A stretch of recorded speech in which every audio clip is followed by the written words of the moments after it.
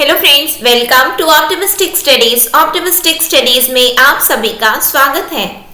आज हम English pedagogy का लेक्चर नंबर 9 देखने जा रहे हैं और आज का हमारा टॉपिक है role of grammar in learning a language. इससे पहले हमने role of listening and speaking topic cover किया है। आशा है आप सभी ने देखा होगा और आप लोगों को समझ में आया होगा। उसके बाद में यदि हम सिलेबस वाइज हम पूरा अपना ये पूरी हमारी सीरीज है जहाँ पे हम पूरा सिलेबस को फॉलो करके ही पढ़ रहे हैं। तो हमने सबसे पहले हमारे सिलेबस में दिया हुआ है लर्निंग एंड एक्विजिशन, उसको हमने किया। फिर उसके बाद में प्रिंसिपल्स दिया है, हमने उसको कर लिया। फिर लिसनिंग एंड स्पीकिंग का रोल दिया है, उसको भी हमने कर लिया। फिर अब दिया गया है ग्रामर का रोल क्या है, critical perspective on the role of grammar. तो आज हम ये देखने जा रहे हैं, ये टॉपिक देखने जा रहे हैं। ये वाला टॉपिक जो हमने किया था role of listening and speaking, उसका हमने एमसीक्यू नहीं देखा है, बाकी इन दोनों का हमने एमसीक्यू भी देखा हुआ है। इसका हम एमसीक्यू इसका भी देख लेंगे, लेकिन आज हम एक फ्रेश टॉपिक स्टार्ट कर रहे हैं जो कि है role of grammar in learning a language. ठीक है, आई होप आप लोगों को टॉपिक समझ में आया हो कि आज का हमारा विषय क्या है। तो चलिए फिर आज की क्लास को हम अपनी स्टार्ट करते हैं। कभी भी हम भाषा की बात करते हैं तो भाषा में हमेशा व्याकरण की बात आती है ना। तो आखिरकार ये व्याकरण क्या होता है, ग्रामर क्या होता है? तो grammar is nothing but it is a system of language. किसी भी भाषा का ये क्या है, एक फ्रेमवर्क है, मॉडल है, तंत्र जिसको हम बोलते हैं, प्रणाली बोलते हैं, व्यवस्था बोलते हैं। ग्रामर एक प्रकार का भाषा का तंत्र है, भाषा की प्रणाली है, भाषा की व्यवस्था है। It is a system of language. ठीक है, and with the help of grammar words are used, classified and structured together to form coherent spoken or written communication। और ये ग्रामर की मदद से होता क्या है, जो हमारे शब्द होते हैं ना, जो हम शब्दों का जो प्रयोग करते हैं उसको हम स्ट्रक्चर्ड मैनर में एक साथ रख करके जो भी चाहे बोलना चाहे या फिर लिखना चाहे हम उसका प्रयोग कर सकते हैं। जैसे कि मैंने कहा मैं मार्केट जाऊंगी, मैं मार्केट जाऊंगी, मैं विद्यालय गया था। ठीक है, समझ में आ रहा है? तो यहां पे हम simple I will go to market, I will go to market, go to market. तो यहां पे ग्रामर क्या है, यहां पे मैं ये नहीं बोल सकती यदि मैं बोलना चाह, या फिर आई गो,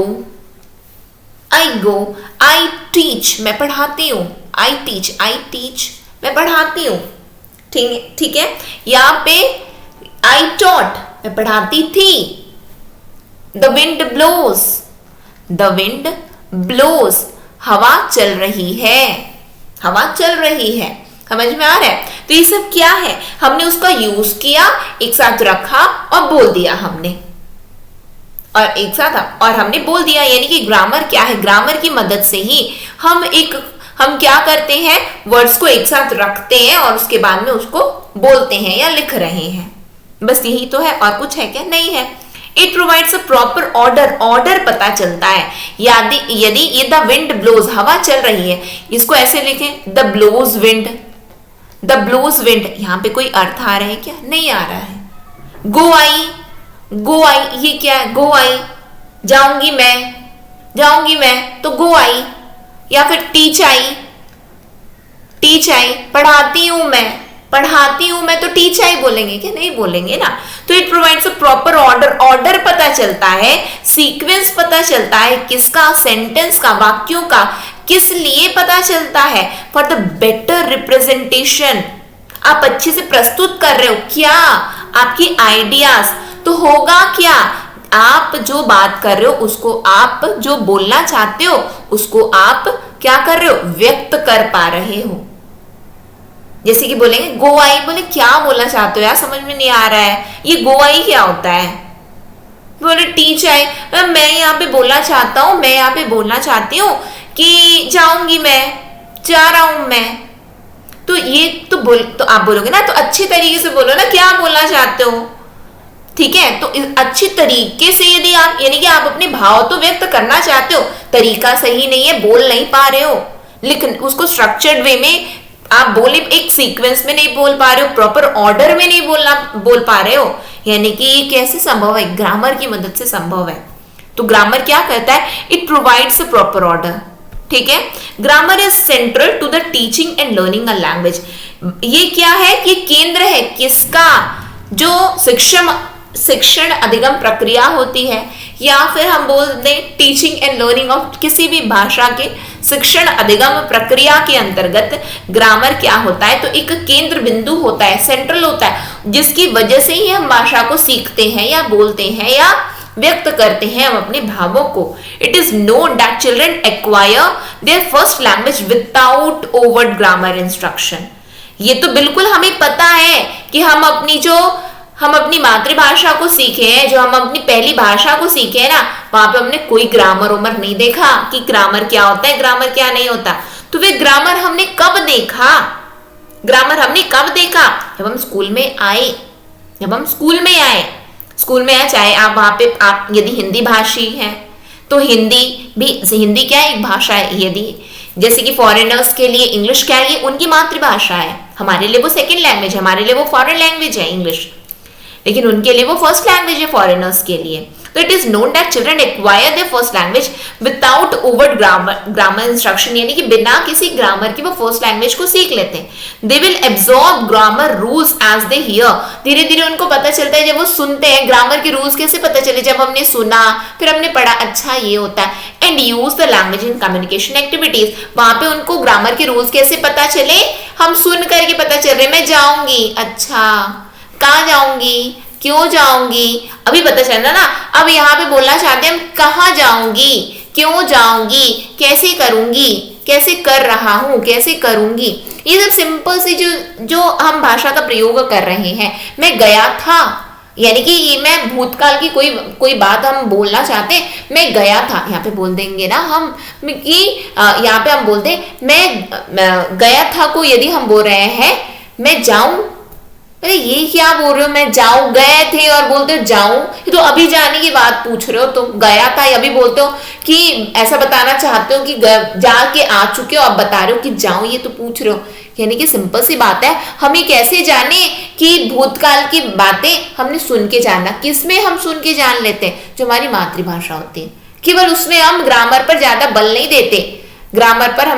नहीं देते, भाषा को जब हम सीखते हैं, अपनी पहली भाषा को हम सीखते हैं, तो ग्रामर पर बल नहीं देते हैं कि बस सुन करके, या फिर जब हम हिंदी भाषी लोग हैं स्कूल में, अच्छा इसका मतलब ये होता है, अच्छा हूँ आता है आता है, इसका मतलब ना वर्तमान होता है, यदि था आता है इसका मतलब ना भूत होता है, इसका मतलब था आया है तो भूत होता है। तो ऐसे हमने सीखा, ठीक है, समझ में आ रहा है। फिर उसके बाद में क्या आता है कि आखिरकार ये ऑब्जेक्टिव क्या है, आपका उद्देश्य क्या है, AIIMS and objective of teaching English grammar, क्यों पढ़ाते हो इंग्लिश ग्रामर, ये भी तो बताओ। इतना ग्रामर, टेंस, नरेशन, वॉइस, ये सब पढ़ा करके एकदम कुछ पल्ले पड़ता नहीं, पढ़ाते क्यों हो तो भी तो पता होना चाहिए ना, पढ़ाते क्यों है।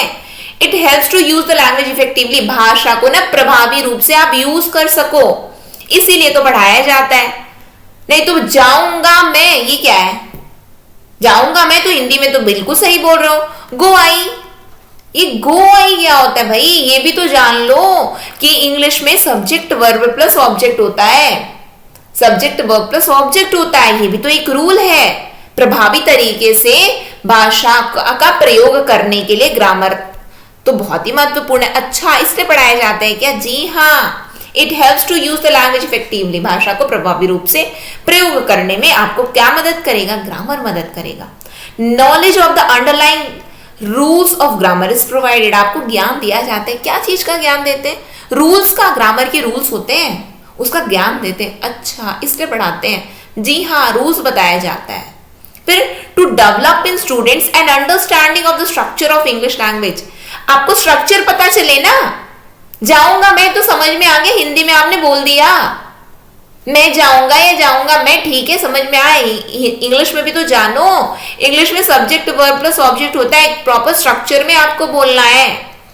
He, she, it, I, we, you, they, किसी का नाम, ये सब आप सब्जेक्ट में लगाओगे, वर्ब में आप लगाओगे, आप क्या बोलना चाहते हो, गो, गोज, ठीक है। ऑब्जेक्ट में कहाँ जा रहे हो, मार्केट जा रहे हो, स्कूल जा रहे हो, जहां जा रहे हो, आपकी इच्छा जहां जाना है वहां चले जाओ, तो उसको लास्ट में लिख दो।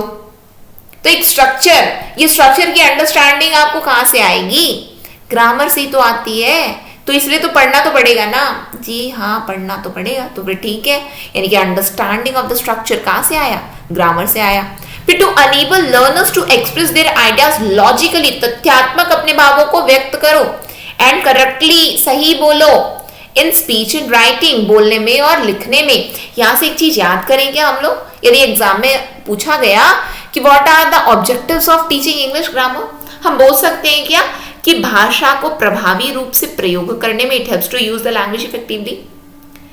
लैंग्वेज को इफेक्टिवली, प्रभावी रूप से प्रयोग करने में ग्रामर का प्रयोग हुआ, ठीक है। रूल्स सिखाया जाता है आपको, हाँ बिल्कुल सिखाया तो जाता है। तो क्यों सिखाए हो हमको रूल्स? जिससे आप ना स्ट्रक्चर को समझ सको, इंग्लिश लैंग्वेज के स्ट्रक्चर को समझ सको, अंडरस्टैंडिंग हो सके आपको, इसलिए सिखाए रूल्स।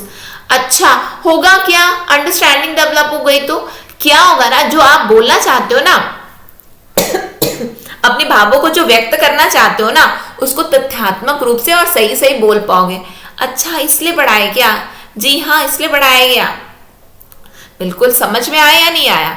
एक स्टोरी की जैसे समझो ना, एकदम बर्डन जैसे मानना ही नहीं कि इंग्लिश, अरे इंग्लिश है, ओहो लैंग्वेज समझ में नहीं आती अपने को, करेंगे नहीं, अब हमारे बस का नहीं है। इंटरेस्ट के साथ में पढ़ो, बिल्कुल इंटरेस्टिंग चीजों को इंटरेस्टिंग बना दो। फिर कैसे आपको याद नहीं होगी? देखते हैं कि कौन आप लोगों को वो मना कर सकता है कि नहीं नहीं याद ही नहीं होगा। ये आपका मन आपको मना करता है। कौन मना करता है? मन। अरे इंग्लिश समझ में नहीं आएगा, मन को समझ जाओ, मन को समझ जाओ, इजी है। मन को बोलो, ट्रीट करो उसको, बोलो इजी है इंग्लिश, मेरे को समझ में आ रहा है, मुझसे बन जाएगा। और डेफिनेटली आप देखोगे, पाओगे कि आपसे बन रहा है। ठीक है, आगे देखो, आगे क्या है? To teach grammar as a rule governed behaviour and not mere rote learning. केवल रट्टा नहीं मारना है, रट्टा मार दोगे, मारोगे मारोगे भूल जाओगे। यहाँ पे रट के गए स्पीच बोलने के लिए, वहां पे भूल गए, समझ के गए, अंडरस्टैंडिंग डेवलप हो गई, कुछ भी दिमाग में कुछ भी भाव आ रहे ना, व्यक्त कर दिया हमने, रट्टा मारे भूल गए। तो क्या करना है? ग्रामर को आपको I to teach grammar as a rule governed behaviour, यानी कि आपके व्यवहारों को जो गवर्न कर रहा है वो ग्रामर से हो रहा है। कि वह रोट लर्निंग नहीं करना, रट के जा रहे हैं। रट के क्या? रट्टा वाला भूल जाएंगे, समझा वाला याद रहेगा। अच्छे समझे थे अपने वर्ड्स में, हम अपने सेंटेंस में फ्रेम करेंगे और बोल देंगे, हो गया। To develop the mental abilities of reasoning and correct observation, यानी कि बिल्कुल पता चलेगा कहाँ पे क्या गलत है, पकड़ लोगे तुरंत। अच्छा ये बोलना चाहता है, ये बोलना, अच्छा समझ में ये बोलना चाहते हो ना, हाँ हाँ वही बोलना चाहता हूँ। अच्छा वो थोड़ा सा मेरा ना ग्रामेटिकल एरर हो रहा है। अच्छा कोई दिक्कत नहीं, मुझे समझ में आ रहा है कि तुम क्या बोलना चाहते हो। मेंटल एबिलिटी भी आप में डेवलप कर देगी, है ना, आपके पास में मानसिक क्षमता आ जाएगी कि जो आप पकड़ पाओगे चीजों को, करेक्ट ऑब्जर्वेशन आपके पास में हो पाएगा।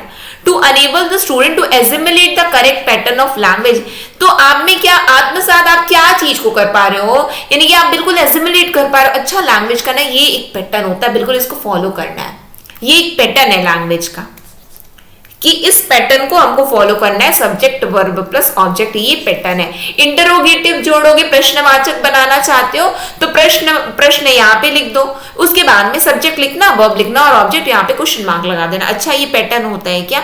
जी हाँ, यहाँ पे ना पैटर्न होता है, जैसे कि डू, डिड, जो इसका भी वॉज, फिर उसके बाद में हैव, जो भी यूज करना चाहते हो उसको यूज करो, सब्जेक्ट लिखो, वर्ब लिखो और ऑब्जेक्ट लिख दो। वो पैटर्न आपको पैटर्न आएगा ग्रामर के जरिए। To develop scientific attitude towards language, कोई भी चीज यानी कि आप क्या एक उसमें क्या विकसित कर लोगे, एक साइंटिफिक एटीट्यूड आएगा। साइंटिफिक एटीट्यूड क्या बोलता है? एक दृष्टिकोण आएगी। कौन सी? वैज्ञानिक दृष्टिकोण। किसके प्रति? भाषा के प्रति। अच्छा ये इंग्लिश ना भाषा है ही तो है, इतनी कोई कठिन कोई सब्जेक्ट विषय नहीं, ये भाषा है। भाषा क्या? भाषा हमारे लिए ये विदेशी है, हमारे लिए तो ये विदेशी फॉरेन लैंग्वेज है, इसीलिए हमको दिक्कत हो रही। बाकी हमारी मातृभाषा की बात करो, हम तो बिल्कुल कर लेंगे। साइंटिफिक एटीट्यूड डेवलप हो रहा है। पता है जो हम ना हिंदी में बोलते हैं ना, यही लोग इंग्लिश में बोल रहे हैं और कुछ नहीं है, तो साइंटिफिक एटीट्यूड आ रहा है। अच्छा ऐसा होता है कि जी हाँ रट्टा नहीं मारना है। ओ अब समझ में आया, समझना है, ठीक। To develop taste for creativity, अच्छा ये होता है। इसके बाद में बताओ, इसके बाद में फिर क्या बनता है? अच्छा टेंस पढ़ा, वॉइस पढ़ा, नरेशन पढ़ा, ये क्यों पढ़े हम लोग? क्यों पढ़े हम लोग? अच्छा, इसमें से ना आप ना जो भी बोलना चाहते हो ना सेंटेंस में फ्रेम कर सकते हो। ओ, तो वॉकैब पढ़ लेते हैं अपन। ऐसा करें, कौन कौन से वॉकैब पढ़ लें जिससे हम इंग्लिश बोल सके, जितनी आपकी इच्छा। और क्रिएटिविटी और भी इतना हमने पढ़ा। अच्छा, ए से हमने पढ़ लिया ये सेंटेंस जो कि हम ना नॉर्मली अपनी डेली रोजमर्रा में जो हम शब्दों का प्रयोग करते हैं ना, उसका ना इंग्लिश मीनिंग ये होता है। अच्छा, बी से ये वाले बनते हैं, सी से ये वाले बनते हैं, यानी कि A to Z। अब आप क्रिएटिविटी, अच्छा इसका मतलब क्या होता है बताओ तो, इसको इंग्लिश में क्या बोलते हैं बताओ तो जब आप भाषा को समझ जाओगे, एक वैज्ञानिक दृष्टिकोण आएगा, तो आप और क्रिएटिव होना चाहोगे। ये होता है ग्रामर का एम। ये होता है ग्रामर का एम। क्या ये पूछा गया है आपके एग्जाम में? जी हाँ, बिल्कुल पूछा गया है आपके एग्जाम में। तो आप लोगों को याद रखना है इसको, ठीक है? रटना नहीं है, अगेन रटना नहीं है, समझना है।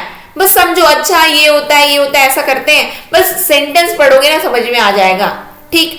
What are the strategies of learning grammar? कोई तरीका भी तो होता है। ये इतनी मदद किया, इसको पढ़ने का तरीका भी तो बता दो। आओ सीख लेते हैं तरीका क्या होता है, ठीक है? Language learners are often frustrated by the disconnect between knowing rules of grammar and being able to apply those rules automatically in listening, speaking, reading and writing. में बड़ी विडंबना है। बोले क्या चीज की विडंबना है? विडंबना ऐसी कि रूल इतना रट लिए, बचपन से पढ़ते आए, लेकिन आज तक इंग्लिश बोलना नहीं सीखे हम। ये बड़ी विडंबना है। यही तो दिक्कत की बात है। इतना रूल बचपन से ना, टेंस कॉपी का पूरा टेबल, बिल्कुल बोर्ड अपने घर के ना दीवार में चिपका दिए हैं, टेंस का पूरा रूल लिख करके। बचपन से यही तो पढ़ाए हैं हमको, लेकिन तो भी आज तक अपने को ना टेंस समझ में आया, ना इंग्लिश हम बोल सके। इससे बड़े बच्चे बड़े परेशान हैं। तो आओ सीखे तरीका कि ग्रामर को पढ़े कैसे।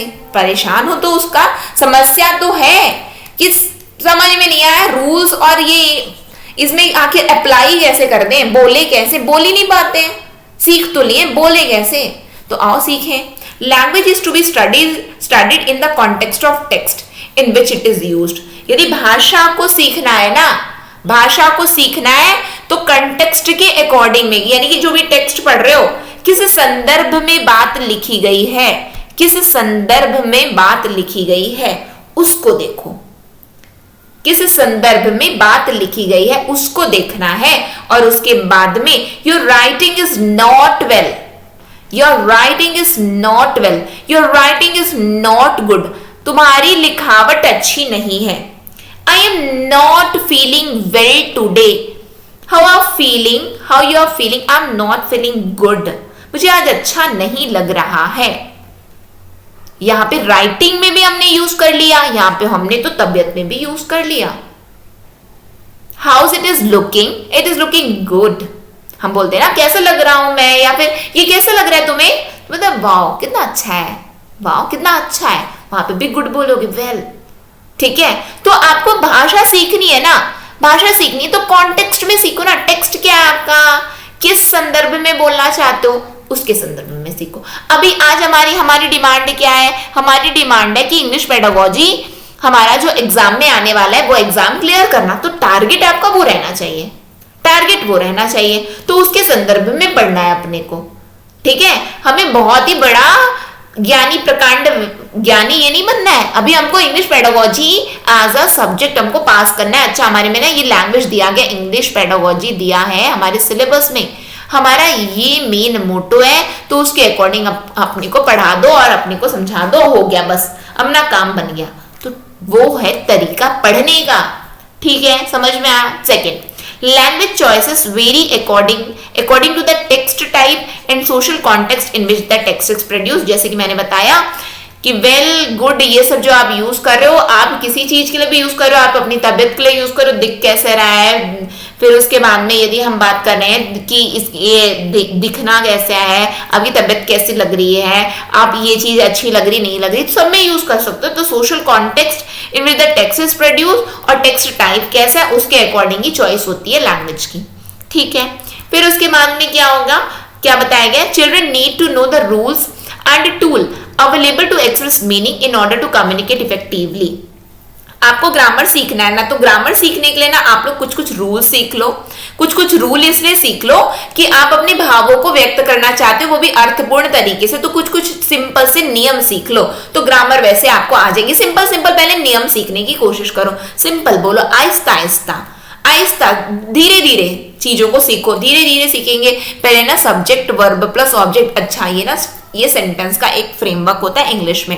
फिर उसके बाद ना आपको ना प्रेजेंट की बात करनी ना, तो वर्ब का फर्स्ट फॉर्म यूज करना है आपको, ठीक है, समझ में आया। प्रेजेंट इंडेफिनिट की बात करते हैं, ठीक है, समझ में आ गया। फिर इसको ना हम लोग ना क्या यूज कर सकते हैं, हम SES भी इसमें जोड़ सकते हैं, SES भी जोड़ सकते हैं, अच्छा SES भी जोड़ सकते हैं। फिर उस बाद में जब आप ना पास्ट में आओगे ना तो V2 का यूज कर सकते हो आप लोग। जब आप लोग ना फ्यूचर में जाओगे तो आप लोग ना विल शाल के साथ में V1 का यूज कर सकते हो। अच्छा, ये सिंपल रूल सीखो और बस हो गया।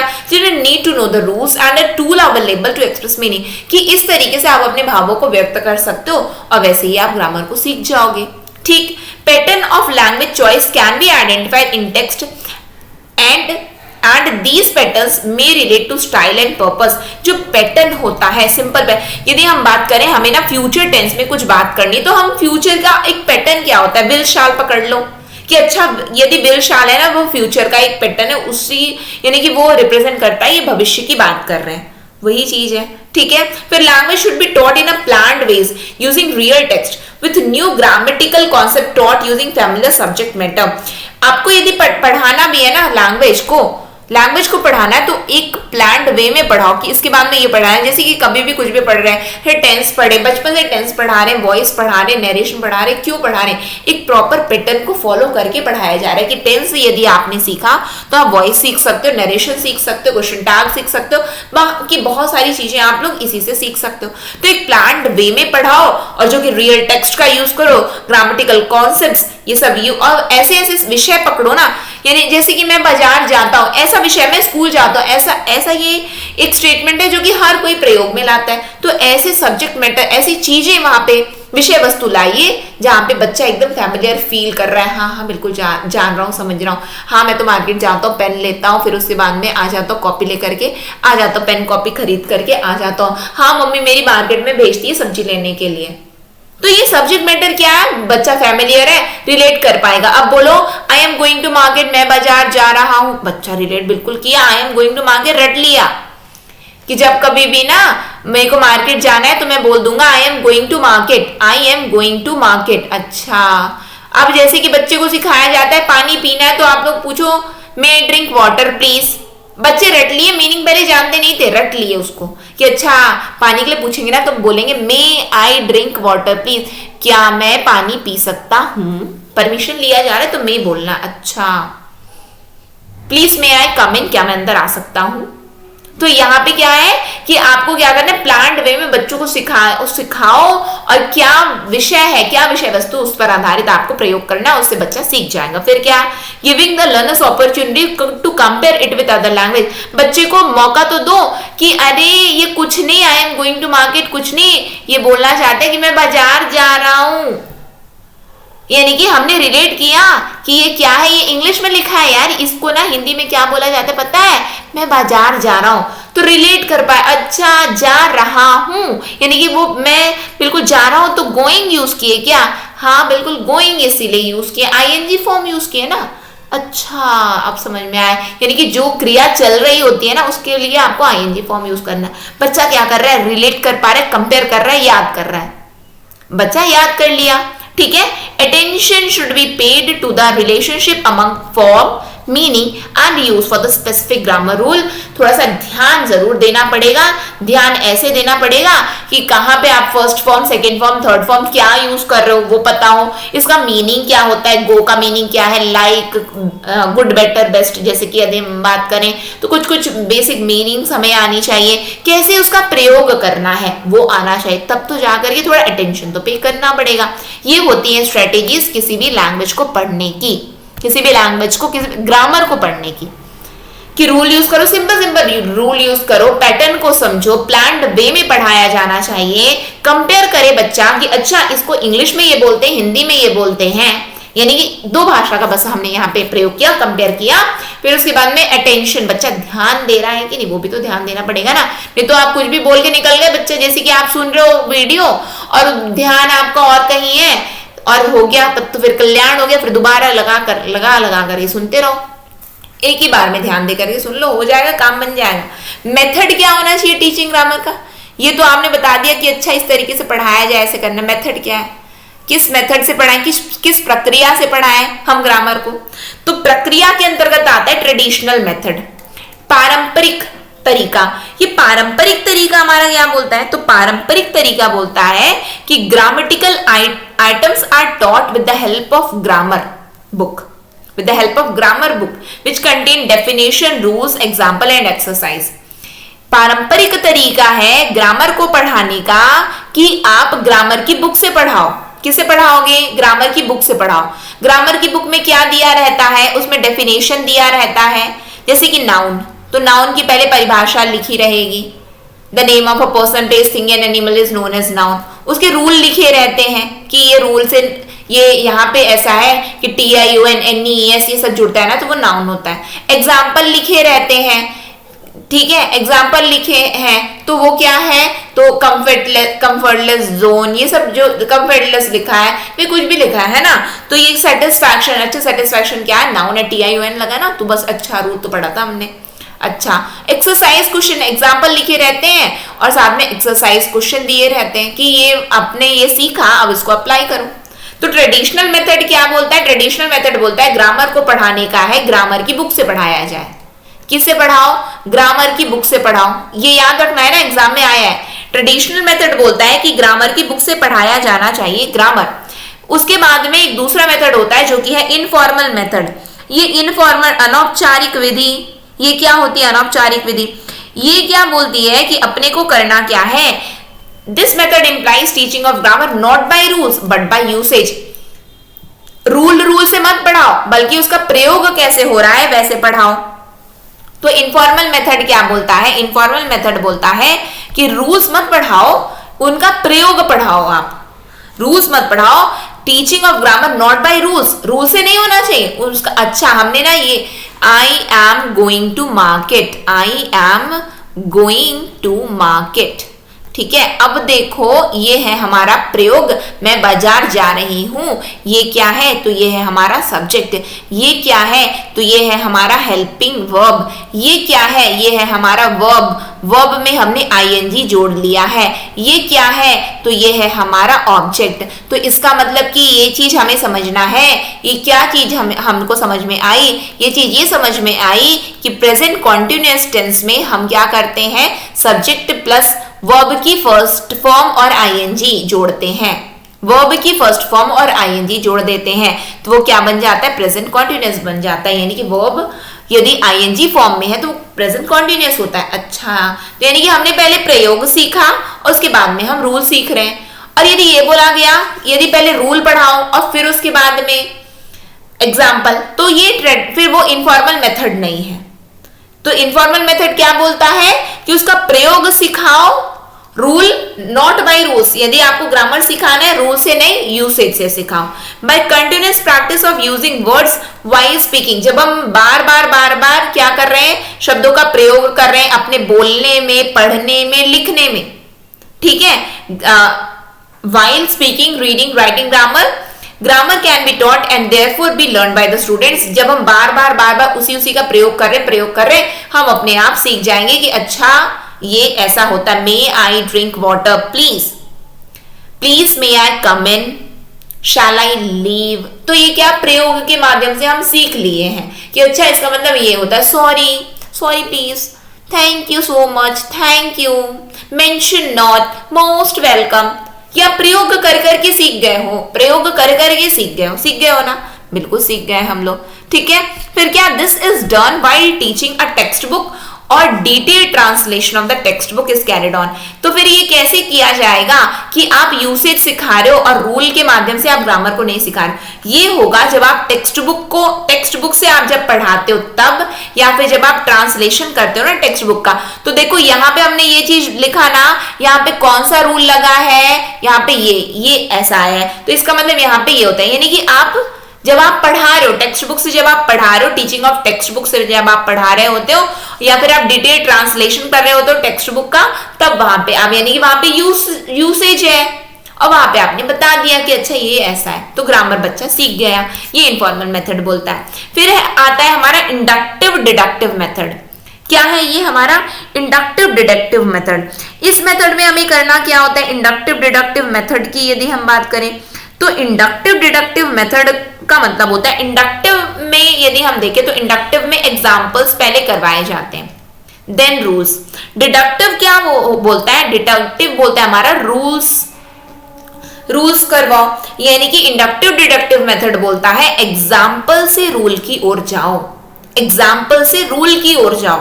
ठीक है, through this method student themselves formulate rules with the help of example, यानी कि एग्जाम्पल के माध्यम से बच्चे खुद रूल्स बना लेंगे, एग्जाम्पल के माध्यम से बच्चे खुद रूल्स बना लेंगे। सम स्टेप्स क्या है इसके, तो students are given some example of similar type, कुछ एग्जाम्पल दे दो एक जैसा। Student sees this example and try to find out similarity, बच्चा उस एग्जाम्पल को देखेगा और उसमें एकात्मकता क्या यानी कि एक जैसा इसमें क्या है, फिर वो कैसे एनालाइज विश्लेषण करके और उसका निरीक्षण करके ऑब्जर्व करके वो एग्जाम्पल को जब देख रहा है तो सीखेगा, अच्छा इसमें ना ये रूल लगा है, I am going to market, I am going to school, I am going to wherever you want to go, जहां कहीं भी आप जाना चाहते हो जा सकते हो। ठीक है, अच्छा यहाँ पे ये है आई शैल टीच, आई शैल, तो ये सब क्या है, तो ये है अच्छा ये एग्जाम्पल, ये एक पैटर्न आया है, इसका मतलब ये है ना कि ये एग्जाम्पल है, इसका मतलब यहाँ पे ये यूज हुआ है, ये इसमें ना पूरी सिमिलैरिटीज है। यानी कि एग्जाम्पल से जो रूल में जा रहे हैं हम, एग्जाम्पल से जो रूल में जा रहे हैं तो उसमें क्या होता है वो इंडक्टिव डिडक्टिव। इसका इंडक्टिव डिडक्टिव में कोई रोट लर्निंग नहीं होती है। क्या नहीं होता है, कोई रोट लर्निंग नहीं होती है। रोट लर्निंग क्यों नहीं हुई, क्योंकि हम कैसे यानी कि वो रट्टा वाला नहीं है, क्योंकि हम तो एग्जाम्पल से, एग्जाम्पल अलग है तो फिर वहां पे रूल अलग लग जाएगा, है ना। अब कोई रोट लर्निंग नहीं होती है और क्या होता है कि बच्चा इसमें एक्टिवली पार्टिसिपेट करता है। बच्चा क्या करता है, एक्टिवली पार्टिसिपेट करता है, बच्चा एक्टिव होता है इसमें।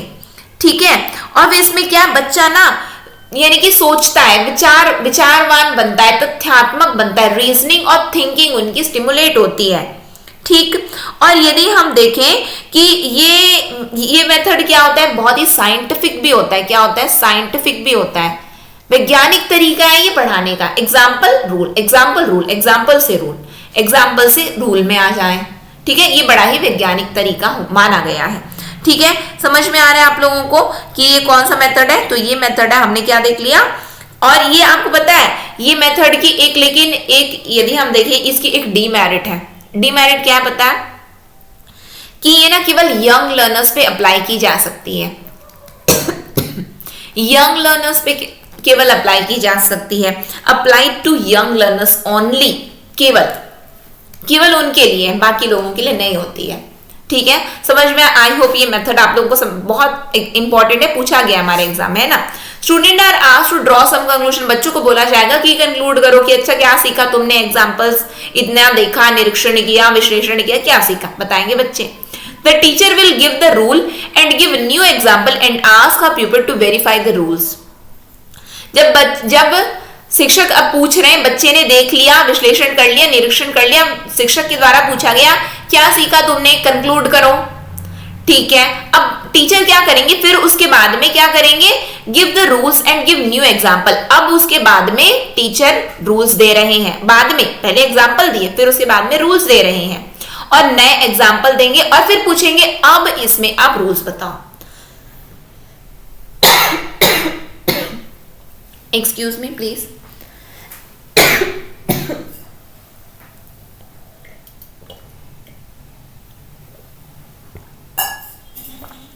यहां पे क्या बोला गया, ध्यान दो। पहले टीचर ने एग्जाम्पल दे दिया, बच्चे को बोला गया कि देखो क्या क्या सिमिलैरिटीज, क्या एक जैसा आप लोग को लग रहा है, बच्चे ने आइडेंटिफाई किया, फिर टीचर उनको रूल बताएंगे। ठीक, फिर टीचर क्या करे और नए एग्जाम्पल दे रहे हैं, अब बोल रहे हैं इसमें रूल बताओ, कौन कौन सा रूल लगा है। ऐसे होता है किसमें, तो एग्जाम्पल से रूल में जाना, ये होता है इंडक्टिव डिडक्टिव मेथड। ठीक है। This method of teaching grammar proves very successful and advantages as it becomes practical, real और साइंटिफिक। प्रैक्टिकल है, बिल्कुल आप अप्लाई करके देख रहे हो ना। It follows all the maxims of teaching, यानी कि सभी सूत्रों को, शिक्षण के सभी सूत्रों का प्रयोग किया गया है इसमें। And pupils are not forced to cram the rules, बच्चों को बोला नहीं गया कि रट्टा मार लो, रटना तो है ही नहीं ना, आप तो देख करके सीख रहे हो ना। एग्जाम्पल देखो, सीखो, विश्लेषण करो और सीखो, है ना। तो क्रामिंग नहीं है इसमें, no rote learning. This method also stimulates the power of thinking and reasoning, यानी कि बच्चों की जो सोचने और तथ्यात्मक ये जो शक्ति है ना, उसको और क्या कर रही है, और मजबूत बना रही है। The learner has to be more active in the learning process rather than being passive recipient, यानी कि इसके लिए आपको एक्टिव बनना पड़ेगा, बच्चा एक्टिव बन जाएगा, ना कि ये कि बच्चे को पढ़ा दिया, ये रूल है, ये एग्जाम्पल है, यानी कि पैसिव रिसीप, बस ये सुन रहा है, देख रहा है, बस ऐसा नहीं, बच्चा इसमें इन्वॉल्व होता है, बच्चा एक्टिवली पार्टिसिपेट करता है। तो ये सब चीजें आप लोगों को याद रखनी है। आई होप समझ में आया होगा आप लोगों को। फिर उसके बाद में आता है हमारा इंसिडेंटल मेथड। ये जो इंसिडेंटल मेथड होता है इसको हम कोरिलेशन भी बोलते हैं, रेफरेंस मेथड ऑफ टीचिंग भी बोलते हैं। तो इसमें होता क्या है, इसमें स्टूडेंट्स जो होते हैं वो correlate grammar with other related logical structure, correlate करते हैं। इंसिडेंटल मेथड में बच्चा क्या करता है, कोरिलेट करता है, इंसिडेंटली बताया जाता है, ठीक है। फिर उसमें students gain a practical knowledge of grammatical rule, यानी कि प्रैक्टिकल नॉलेज मिलता है बच्चों को ग्रामेटिकल रूल्स का। क्या है वो, जैसे कि यदि हम बात करते हैं कि इंसिडेंटल मेथड हमारा क्या बोलता है, कोरिलेशन मेथड है, रेफरेंस मेथड ऑफ टीचिंग है।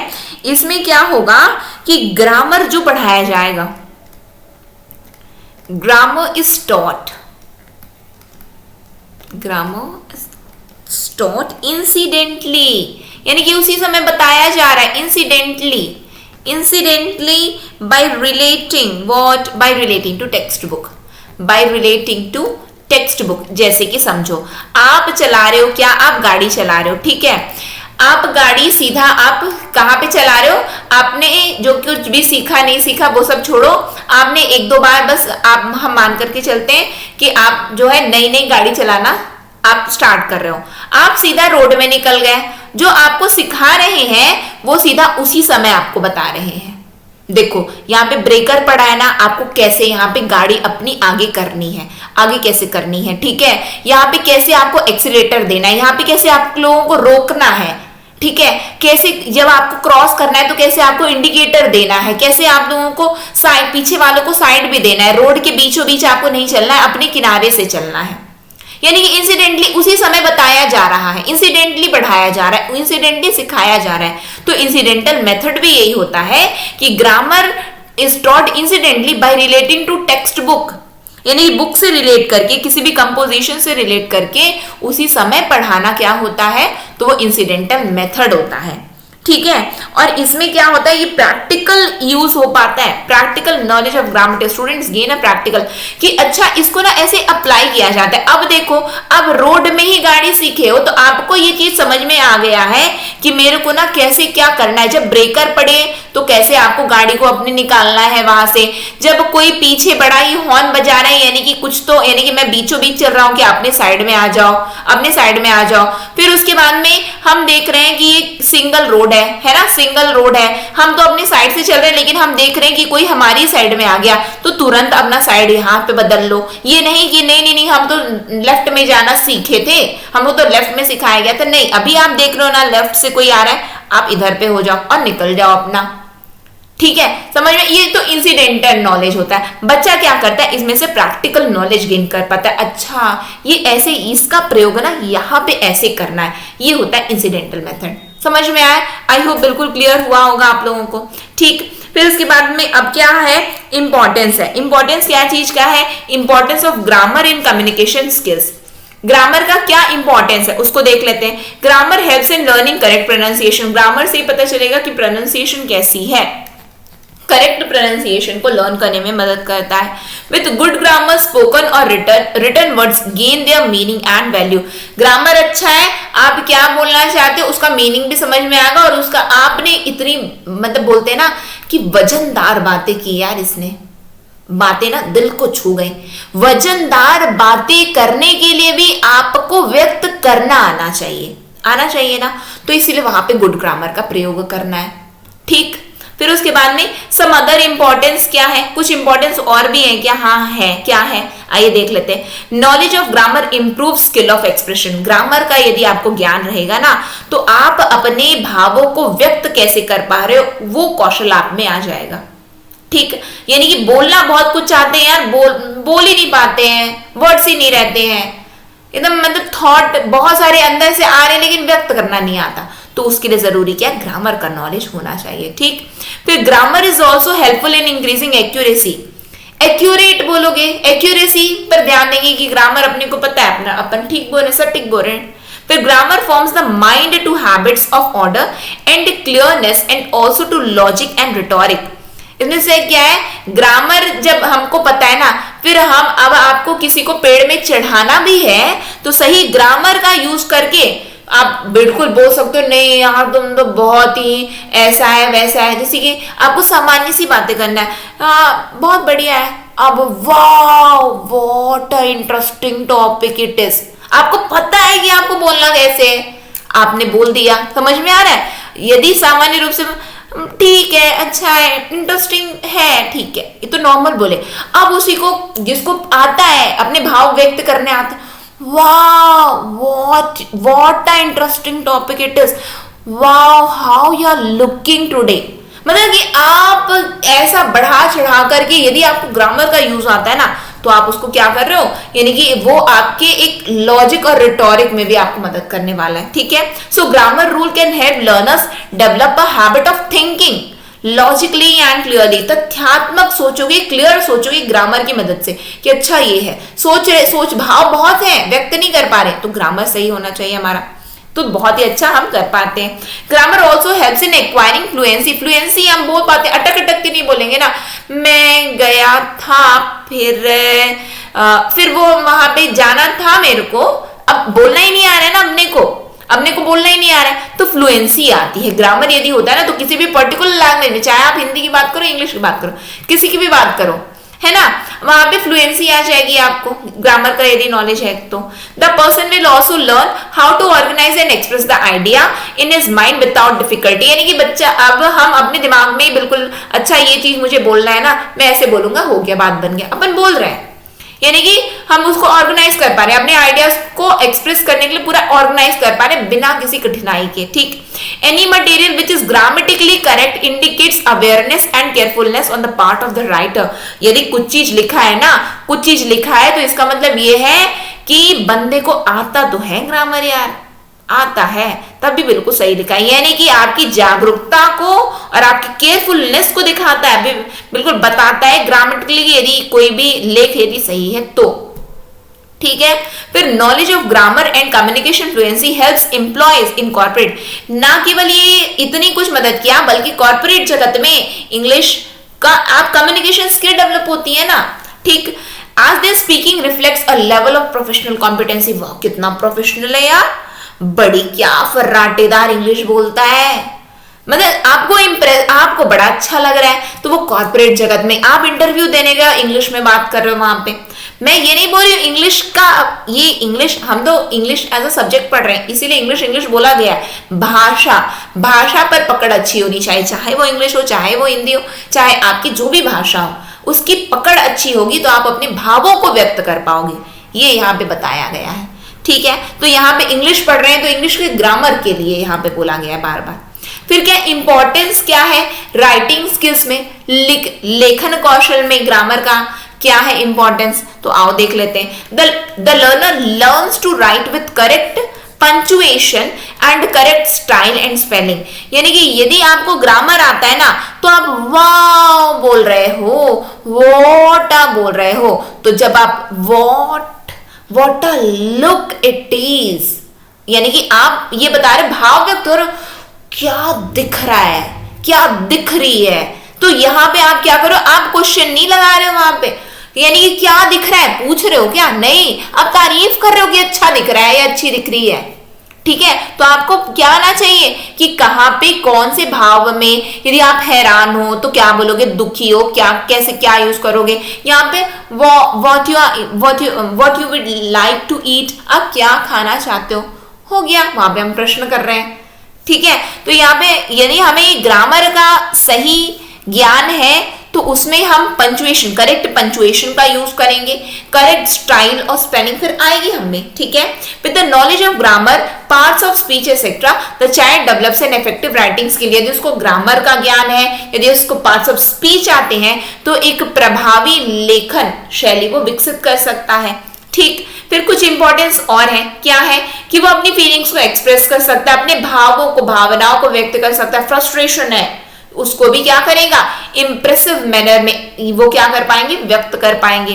कैसे ये संभव हो सकता है, ग्रामर के रूल से, सिंटेक्स भी रूल्स ही होते हैं। वोकेबलरी, शब्द तो यार रूल सब पता है, शब्द ही नहीं आते अपने को, तो पता ही नहीं चल पाता यार इसके लिए क्या यूज करना है। सब कुछ आता है, टेंस आता है, सब कुछ आता है, शब्द का तो अभाव है, शब्द का अभाव, पता नहीं इसके लिए क्या यूज करते हैं, वही नहीं आता, इसलिए अपन बोलते नहीं। समझ में तो आता है, सामने वाला व्यक्ति बोलता है ना, समझ में आ जाता है, अपन बोल नहीं पाते क्योंकि उसको ना पूरा वॉकेब्स याद है यार, आता है उसको, लेकिन मेरे को ना आता नहीं, बस वही मेरी दिक्कत हो जाती। तो इसका मतलब कि जरूरी क्या है कि ग्रामर के रूल भी पता होना चाहिए, लेकिन वॉकेबलरी भी तो आएगी, तब तो जाकर के कोई बात बनेगी, ठीक है। A key management skill is being able to express effectively in the workplace. जो एक मेन मुद्दा है ग्रामर का वो ये है कि आप जो भी आपका कार्यस्थल है ना, आप वहां पे आप प्रभावी दिखोगे, वाह बड़ी अच्छी, यानी कि भाषा में पकड़ इसकी सही है, ठीक है। फिर उसके बाद if one has a good grasp on grammar ना, यदि आपको ग्रास्पिंग पावर सही है ना आपकी ग्रामर की, it ensures that the message are delivered and relate promptly. यानी कि फिर तो ठीक है, सब कुछ बन गया, सब कुछ जम गया, यानी कि आप जो है जो कुछ भी आप बोलना चाहते हो उसको डिलीवर्ड आप अच्छे तरीके से आप करने वाले हो। Good grammar reduces the confusion. अच्छा ग्रामर है ना तो किसी भी प्रकार का कंफ्यूजन नहीं होगा। किस पर? At the time one has to file a report or file a complaint or send us instant message to a project manager, सामान्य सी बातें हैं, बस सिंपल सी बातें, किसी भी प्रकार का कंफ्यूजन नहीं होगा। In today's digital world everything is saved on the internet, internet में सब कुछ सेव होता है, and document is published will be retained forever in the memory of internet along with the mistake that is contained, जो कि बिल्कुल होता है, लेकिन हमें उतनी चीजें याद नहीं करनी है, हमारे एग्जाम में नहीं पूछी जाएंगी। लिखा ये है कि इंटरनेट की मेमोरी में सब कुछ सेव हो जाता है, चाहे आप सही लिखो चाहे गलत लिखो, बिल्कुल सही है, पता है अपने को। Hence it becomes all the more important for it to be the error free, गलती मुक्त हो जाओ आप, and application of correct grammar can certainly help on it। और यदि आप ग्रामर का सही प्रयोग कर रहे हो ना तो गलतियां कम होंगी। तो यानी कि ये है इंपॉर्टेंस, ये है इसकी महिमा, यानी कि हम क्या कर रहे हैं, ग्रामर बड़ा अच्छा होता है, ऐसा होता है वैसा होता है, बस इसका महिमा मंडन कर रहे हैं यहाँ पे, उसकी तारीफ कर रहे हैं हम लोग, उसको बड़ा अच्छा लग रहा है ग्रामर को सुन के, आ रही मेरी इतनी तारीफ हो रही है। जी हाँ बिल्कुल, इतनी तारीफ हो रही है कि करेक्ट ग्रामर, यानी कि हमें ग्रामर का प्रयोग करना आना चाहिए, ठीक है। बस इतना ही है, सिंपल सी बातें लिखी हैं। और यहाँ पे हमारे ये जो पर्टिकुलर आपका जो टॉपिक है रूल ऑफ ग्रामर, यहाँ पे आपका ये टॉपिक भी कंप्लीट होता है। आई होप, मेरी आशा यही है कि आप सभी को समझ में आया होगा, ठीक है। और इसी के साथ में हम आज की क्लास को एंड करेंगे। कहीं पे भी कुछ भी डाउट हो तो बिल्कुल आप मुझसे पूछ सकते हो, ठीक है, कमेंट सेक्शन में, चैट सेक्शन में, कि यहाँ पे ये चीज समझ में नहीं, लेकिन मेरी कोशिश ये रही है कि आप लोगों को टॉपिक समझ में आ जाए, ठीक। इसी के साथ में हम आज की क्लास को एंड करेंगे। नेक्स्ट सेशन में फिर हम मिलेंगे। नेक्स्ट सेशन तक के लिए optimistic learning, thank you for the session. जय हिंद, जय भारत।